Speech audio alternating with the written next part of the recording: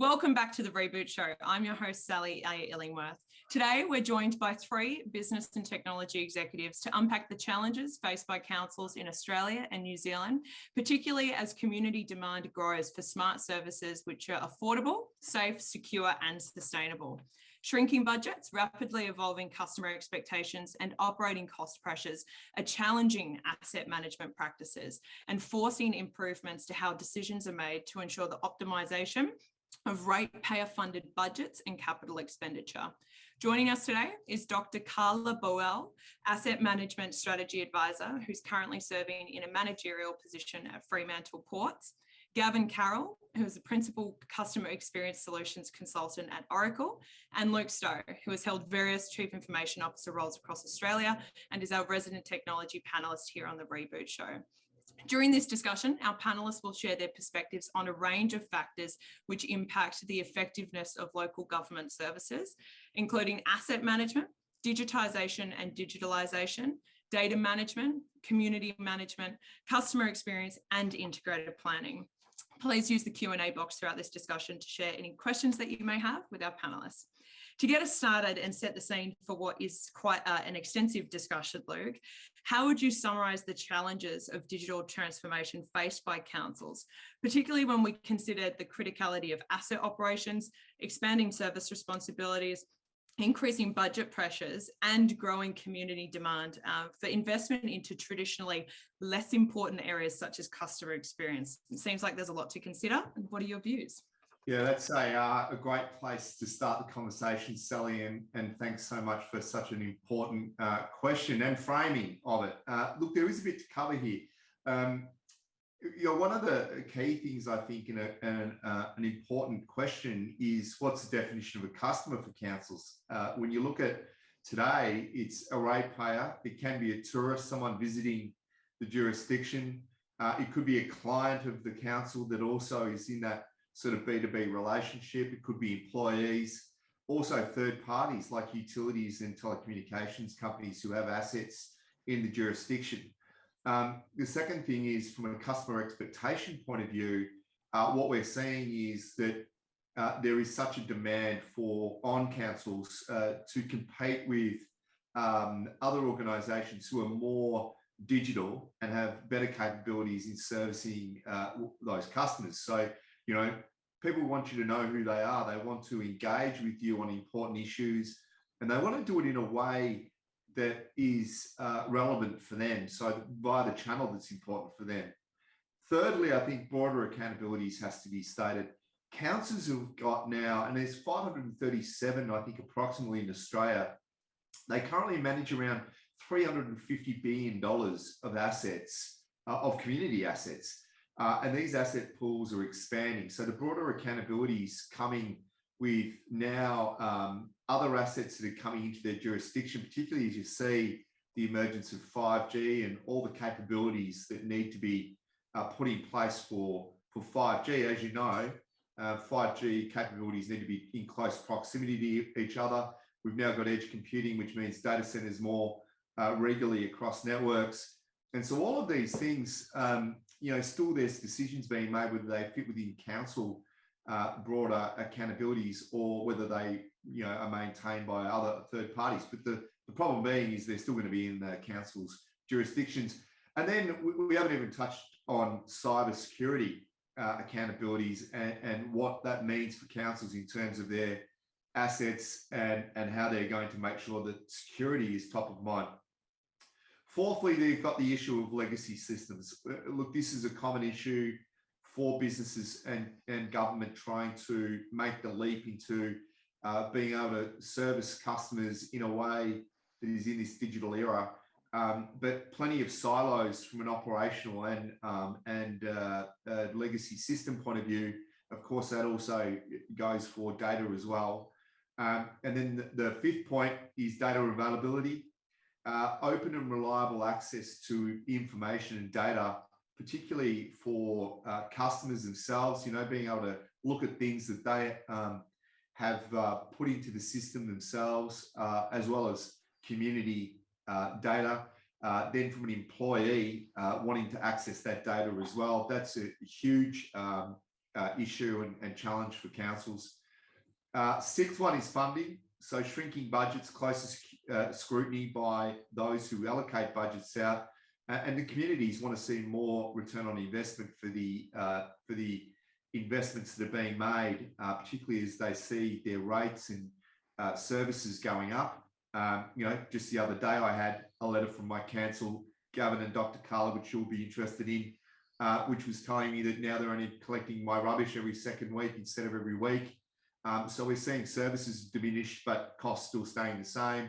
And then to round it off, I think future is probably the one that we'll add in. The councils have got, they're being looked at to lead for their community, the digital capabilities in their community. So no longer are we sort of relying on just, telecommunications companies and, the obvious digital type choices of businesses to roll out digital capabilities. We're also talking now much more frequently about what's going to happen in my local community. What's happening from a aged care facility, what's happening with security, health, what's happening from a mobility, and I don't mean mobility just, for transportation. I'm talking about, mobility and access for people. And all of this, of course, is underpinned by social and environmental outcomes that are underpinned by digital capabilities. So, look, that's a few. I said it was going to be a broad answer, and you can see that the amount of challenges that councils have got is an extremely challenging environment for them. It definitely is a very extensive discussion. I think there's a lot of key points that you raised there, and hopefully we get through a decent number of them during this discussion today. And I can certainly sort of gather that there must be a lot of pressure on decision makers in this space. But if we can start with the customer part of the discussion, because I think that's really quite interesting, particularly the point you raised around councils and how do they actually define who a customer may be to them, because it's not just, for example, the ratepayer.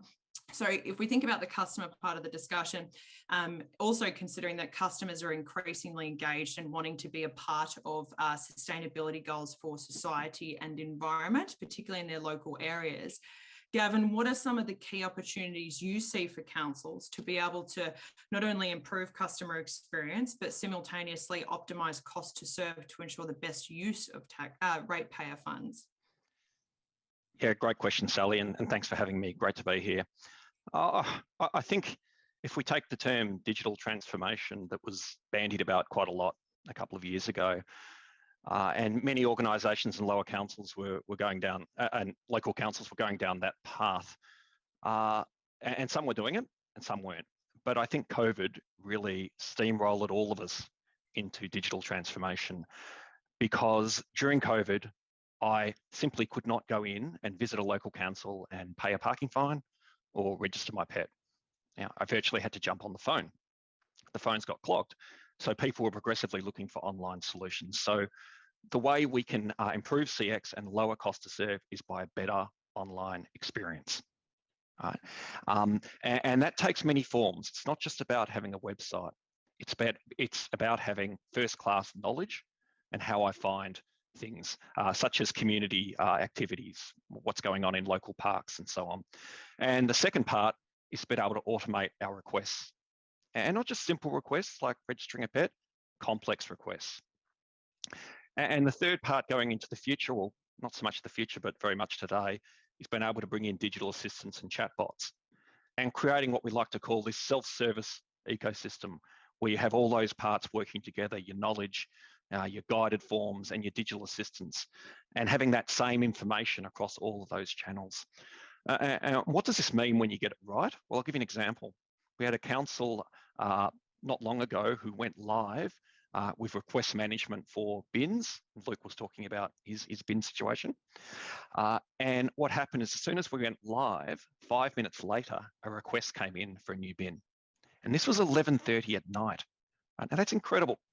So that shows when you get it right, people will use it and people will take advantage of that automation.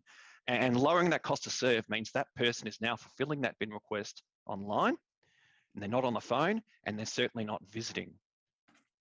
And when they do, the phone or the visiting, that cost to serve will go up. It's some really great points you make there, Gavan, and I appreciate you sharing that example about the request management solution for bins. Some key things you said there that really stood out to me. It's about better online experience, and perhaps it is as simple as that. And it's easy to get overwhelmed by a lot of buzzwords when it comes to digital transformation. So you've put it really simply, which I really appreciate. And also your point around when you get it right, people will use it. I think that's a really standout point. So thinking about customer operations, and I think across many industries, it's safe to say that customer operations are typically earlier beneficiaries of digital transformation, whether that's because in many cases it may be sort of a lower risk, pilot opportunity, if you like, for new technologies.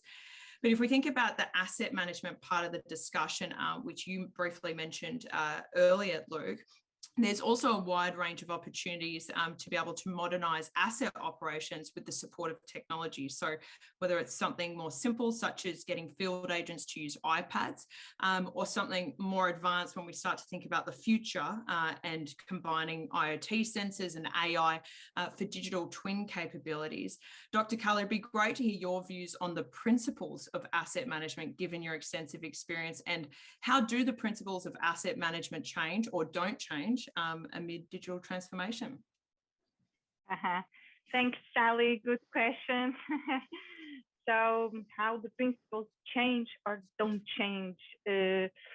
Look, the word principles says it all to begin with, right? I'm Portuguese myself. I've studied a bit of Latin. Latin is the root of Portuguese. So principle in Latin is principium, is beginning. So the principles you can't change. That's the main thing. So the principles of asset management remain. Whatever we are using paper for our work, or we're moving into the digital world using iPads or IoT and digital twins, as you mentioned. I like your comment saying iPads are simple. No, they're not. A lot of companies are still struggling just with that transition from paper to start using iPads to collect information and for maintenance jobs and things like that. So the principles haven't changed, will not change. And I was a lecturer at uni for a few years. What I was lecturing in my asset management unit is also what I've learned a few decades ago as a student. And the calculations and the maths are still the same. But having said that, the way we go about things is completely different.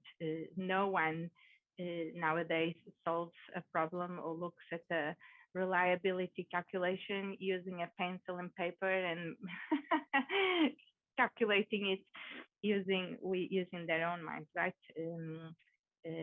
We had calculators many years ago, and computers, and how powerful are computers these days, and all the software we can use, and all the data available that we could only dream some time ago. So some companies and councils have officially declared death to paper, right? We don't want to see any paper being used in our asset management and maintenance work. Others have even gone a bit further and say we don't want any spreadsheets around. So moving to better systems and better ways of calculating, analyzing, and visualizing all the information we had. So yeah, when we look at RAMs, reliability, availability, maintainability, and safety of our assets, and we perform the calculations, the formulas are the same, but we can now, using new technologies to advance things. Now, the thing is not digital transformation by itself that will improve asset asset management. And I'm sure we have touched on a few things, and we will continue discussing about that, right? Because we have to use the right technology with the right assets. It's not just transforming for the sake of it. There's some really great points there, Dr. Carla, and I'm interested before we move on in the discussion. So you mentioned, interestingly, that some councils have already, for example, committed to perhaps not using paper anymore and going digital in that respect, whereas others have maybe already taken a step further and said, we actually even want to move away from spreadsheets. So thinking about those examples as well as others, would you say, generally speaking, that digital transformation and the opportunity it provides potentially, can it make it can it make asset management and asset planning easier, or does it remain quite a difficult task despite digitization that might go on around it? It definitely makes it easier, right? There is no question about it. And, you know, in the world of asset management, one of the artifacts we use are the asset management plans. And the asset management plans a few years ago were a static Word document with some graphics and charts in there. And we would update the document maybe every 5 years and revise it every year. And, you know, in today's world, that doesn't apply anymore. No one wants a document like that. You know, councils and other companies. So in the space of asset management, we are looking for dynamic asset management plans and be able to access the data and the information as fast as we can, so we can perform the analytics and get our insights, so that will help us with decision making. That's the way it works. So decision making is not an easy process. So when you mention to be easier, that's where I see it will have the biggest impact in decision making and make database, knowledge-based decisions rather than instinct, experienced, and sometimes non-factual decisions. You see, so that's where I think it helps. And it certainly sounds like that data is a key part of this discussion. So I'm interested in where this is going, because you also mentioned earlier, Dr. Carla, that now effectively we have access to more data than we could ever have sort of dreamed about previously. And as you've just quite clearly highlighted, having access to that data and being able to get to it quickly and analyze it quickly is really what can make the difference between well-informed and near real-time decisions versus decisions that are perhaps sort of lagging or, you know, delayed in their effect.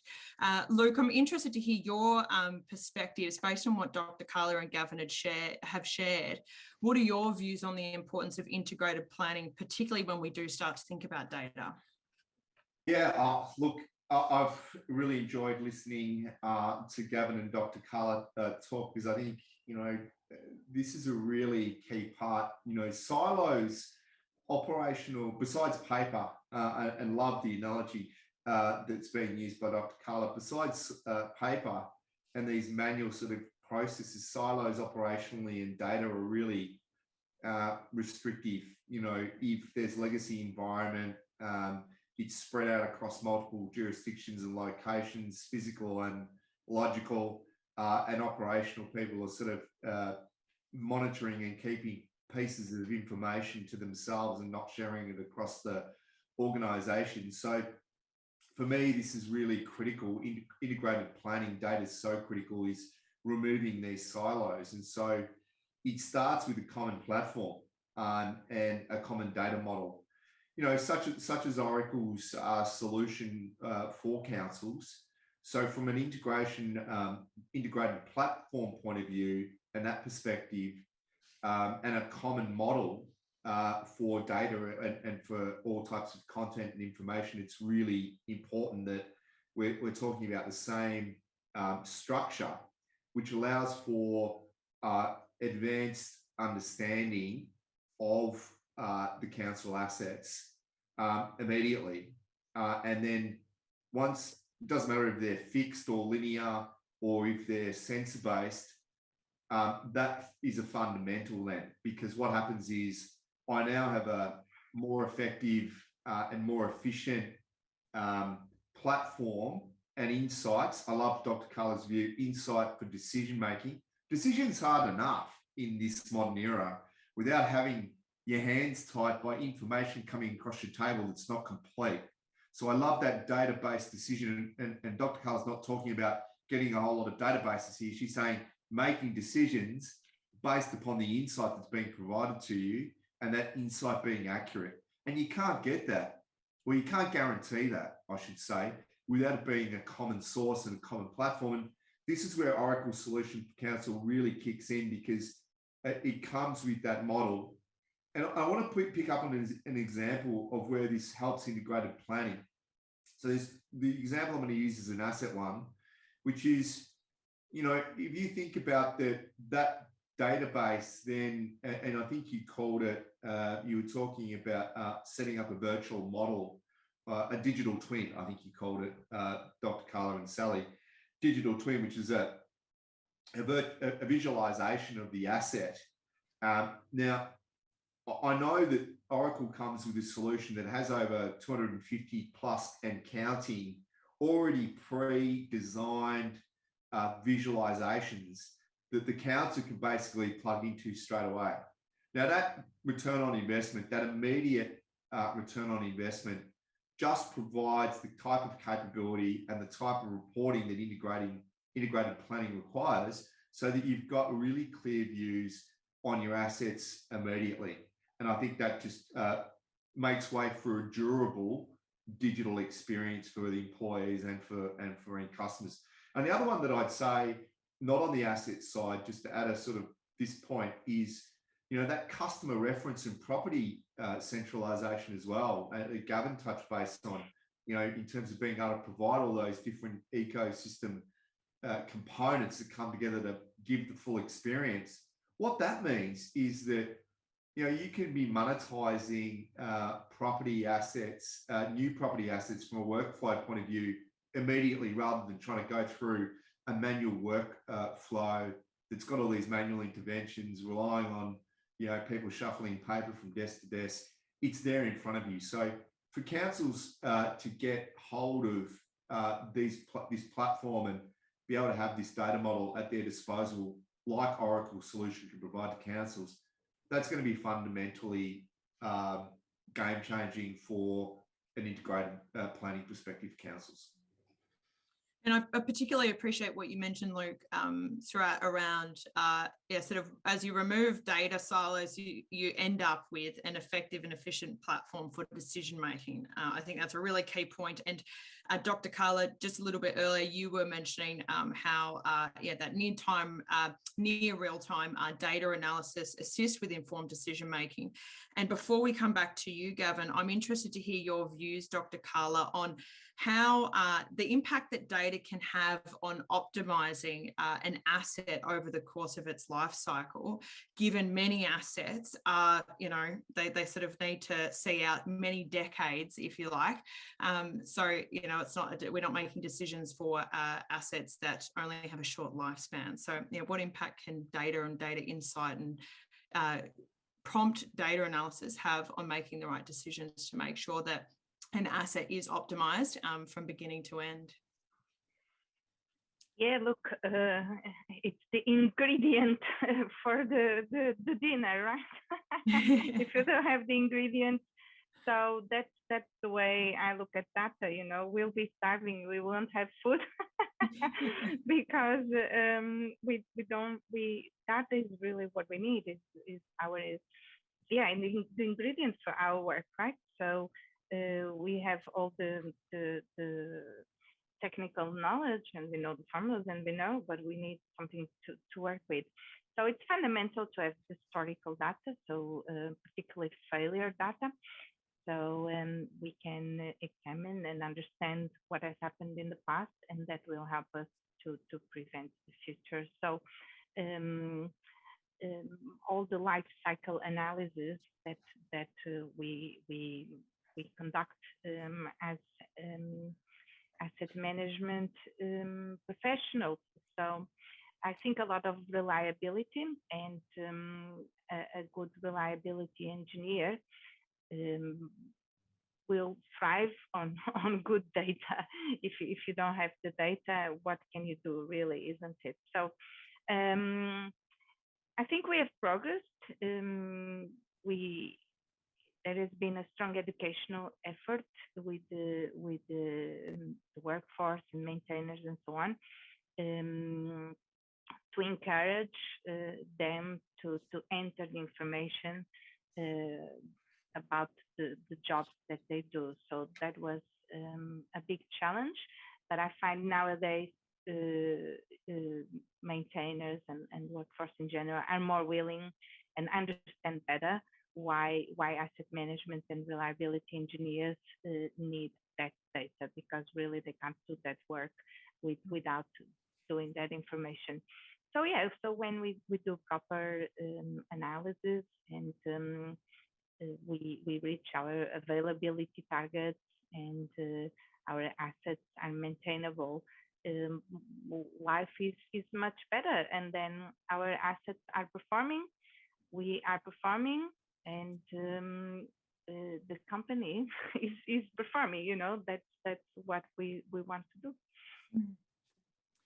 I think that's a really key point there, is that the assets ultimately do perform better. And earlier in this discussion, there was something mentioned, I think by yourself briefly, Luke, around expanding service responsibilities for councils. So it's a great point to lead on from, given what you've just said, Dr. Carla, around trying to get the existing assets to perform as best as they possibly can.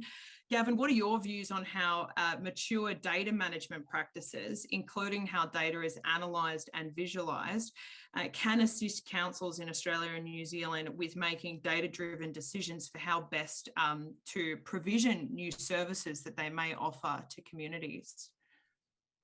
Oh, look, the way data is visualised is huge. And I'll also bring in a Latin proverb, if I might. Videre est credere, to see is to believe. So you've got to be able to have those dashboards accessible by management, agents, CSOs, and not just dashboards for your system, but dashboards across your entire enterprise, being able to collate information, including assets.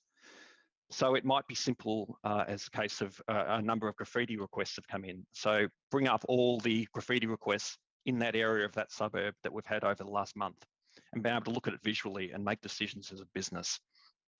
Also, how many requests are coming in and what type of requests are coming in. Are the requests coming at night, during the day, and make decisions around that. But then going a little bit deeper and look at the request itself and what the customer or citizen did within that request flow. So what screens were they spending time on, and were they actually getting to the end of that application or of that complaint or whatever that request might be. For example, they might be spending a lot of time on the first screen. So as a business, we can make a decision and say, all right, maybe we need to tweak our application. Maybe we need to tweak our request and make it better. For example, there might be a payment step within the request, and we find that people are actually jumping out before they make that payment. So as a business, we can make a decision to say, well, do we need to ask them to pay now, or do we ask them to pay later? We have that capability now. And last but certainly not least, when we talk about data, we talk about customer data, or customer data management, abbreviated to CDM. Being able to have that single source of the truth for all your customers. So whether it be councils or any organisation, there are many disparate systems. Now, Oracle and non-Oracle. How can we get that single source of the truth from those various systems about who that real person is, especially when their name changes or their details change? So what we're able to do is apply what we call survivorship rules and able to work out and glean what that single source of the truth is, and then push it back out to all those systems. So we're seeing a lot of interest out there in being able to create that, that golden record and that single source of the truth. There's some really key points there, and I'm mindful of time, so I won't offer my own commentary too much, but I will very much pick up on what you said, Gavan, around to see is to believe. And I think that is a very, very relevant statement in this discussion, particularly when we think about data visualization. And so if we also sort of just take ourselves back and think ahead to the future. And Luke, I'm sure you'll appreciate this part of the discussion because I know you are a visionary.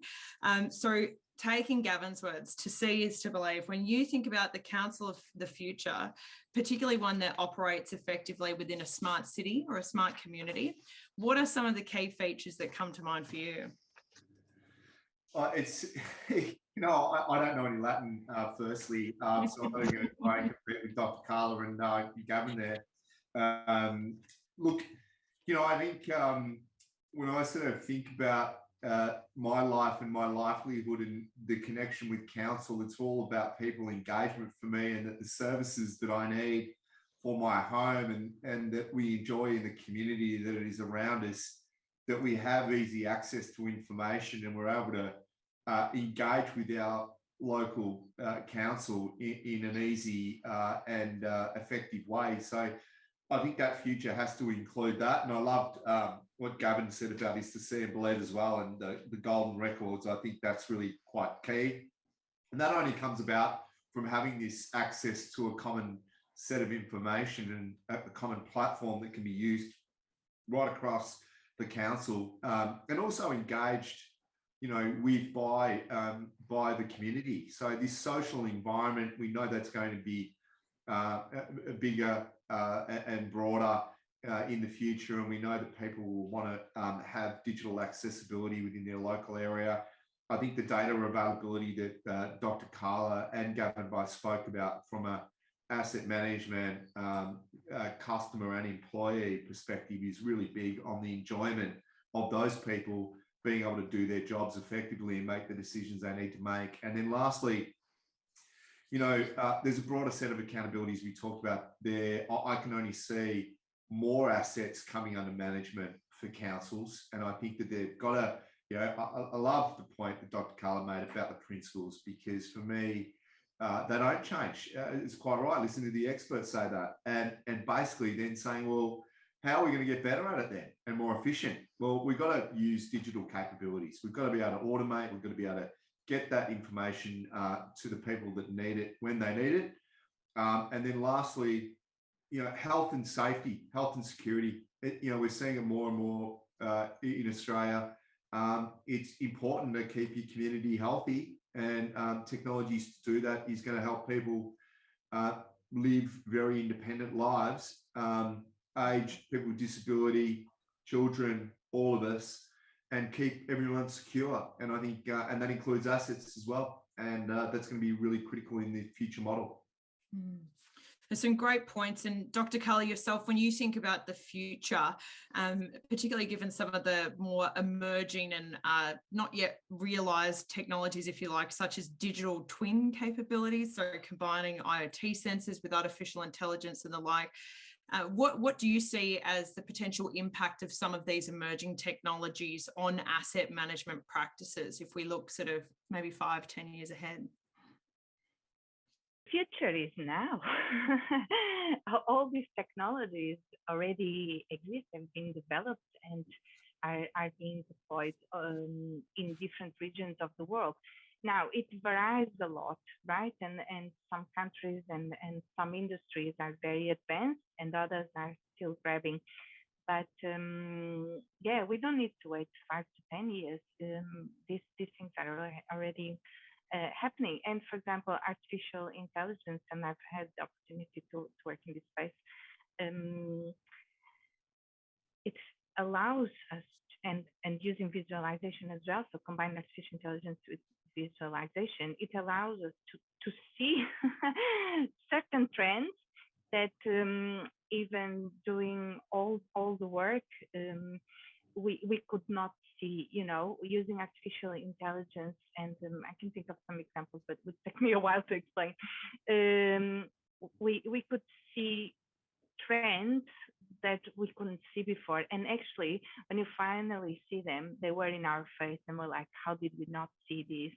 So yeah, I've had a few amazing experiences using artificial intelligence and visualization, and some of the digital twins I've come across in the rail industry, for example. Even the water industry, I've seen some digital twins for dams that were amazing. And what it allows you to do, and the scenarios it allows you to play with, it's amazing, you see. So I think it has also made engineering and these roles a lot more interesting than what they used to do. So it's great to see it's attracting a generation of people that perhaps in the past had other ideas of engineering, and also women in engineering. So it's a fascinating space to be, and particularly in asset management.